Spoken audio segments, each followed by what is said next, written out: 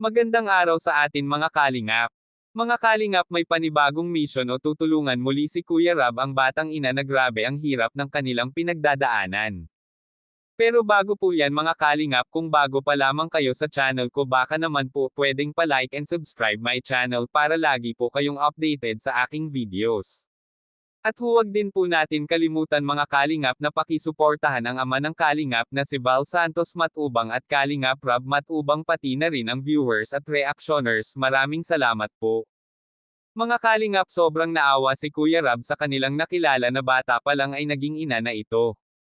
Grabe ang kanilang pinagdadaanan, lalo na sa kanilang anak na halos wala pa isang taon ito ay maligamgam na tubig or kape na lamang ang kanilang pinapaded sa kanilang anak dahil sa hirap ng buhay nila.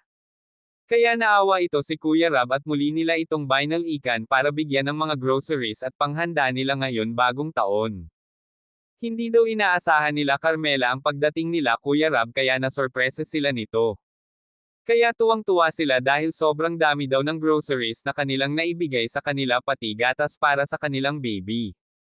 Inabutan din ito ni Kuya Rab ng financial para may pambili sila sa pangangailangan nila sa pang-araw-araw, lalo na sa pangangailangan ng kanilang baby. Kaya nagpapasalamat sila sa Team Kalingap dahil madami na silang natutulungan at mapalad daw sila dahil isa na sila dito sa natulungan nila.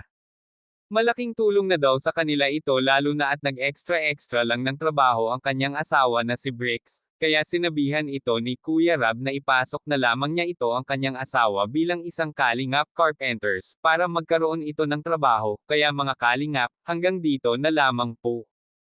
Maraming salamat po. Thank you for watching and God bless us all.